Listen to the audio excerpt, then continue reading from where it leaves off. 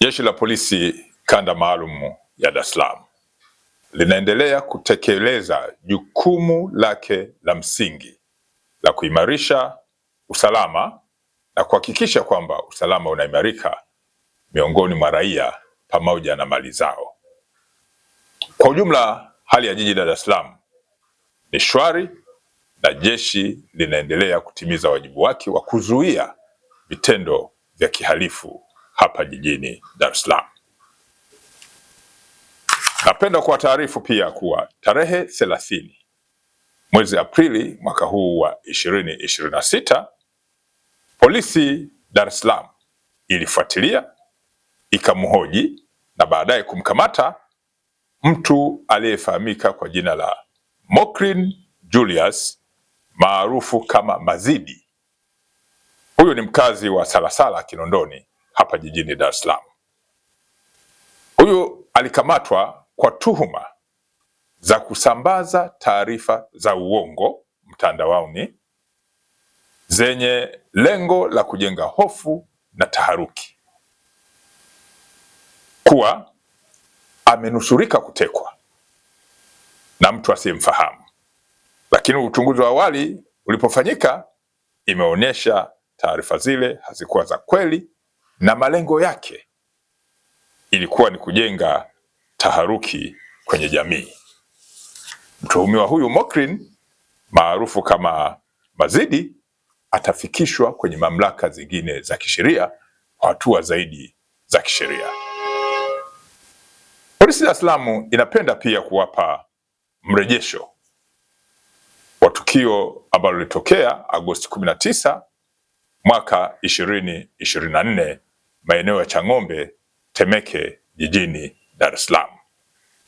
Mnakumbuka eneo lile tulipata tukio la huzuni, tukio la kusikitisha, ambapo mtu aliyefahamika kwa jina la Ezenia Kamana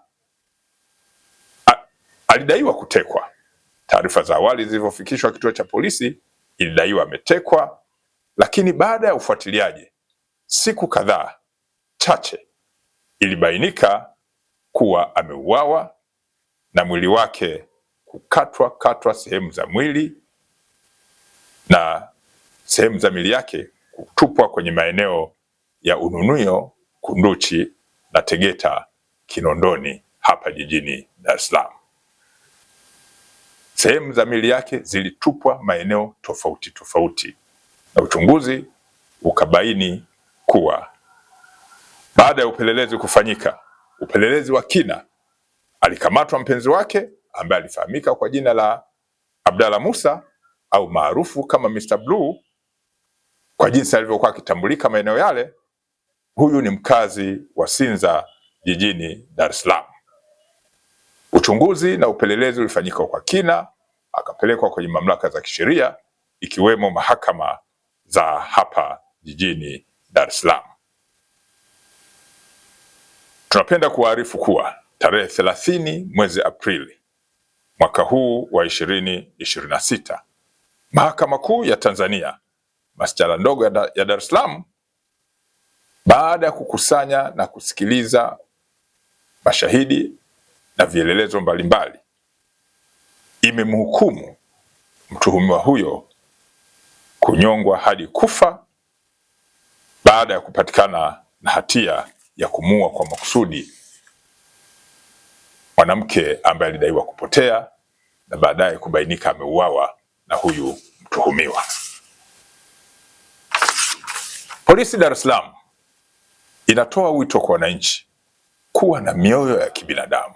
Narudia, Polisi Dar es Salaam inatoa wito kwa wananchi kuwa na mioyo ya kibinadamu ili kujiepusha na matukio ya kikatili kama hayo. Jeshi la Polisi Kanda Maalum Dar es Salaam linatambua pia kutakuwa na mchezo wa soka wa Ligi Kuu ya Tanzania Bara utakaofanyika siku ya Jumapili tarehe 3 mwezi Mei mwaka huu wa 2026. Mchezo huo unatarajiwa kuanza saa 12 za jioni kwenye uwanja wa Meja Jenerali Isamuhyo ambao upo hapa jijini Dar es Salaam. Mchezo huo utakuwa kati ya timu maarufu za hapa nchini, timu za Simba na Yanga, zote za hapa jijini Dar es Salaam. Kuelekea mchezo huo, ulinzi umeimarishwa. Mashabiki, wapenzi na wadau wote wa soka mnakumbushwa kujiepusha na vitendo vyote vilivyo kinyume na utaratibu wa soka au vinavyoweza kuvunja amani. Narudia, Jeshi la Polisi Kanda Maalumu ya Dar es Salaam kufuatia mchezo huo wa tarehe 3 mwezi Mei mwaka huu 26, mchezo wa timu ambazo ni wapinzani wa jadi, yani Simba na Yanga, Polisi Dar es Salaam inatoa wito kwa mashabiki, wapenzi na wadau wote wa soka kuwa wajiepushe na vitendo vyote vilivyo kinyume na utaratibu wa soka au ambavyo vinaweza kuvunja amani. Polisi Dar es Salaam inazitakia timu zote mchezo mzuri.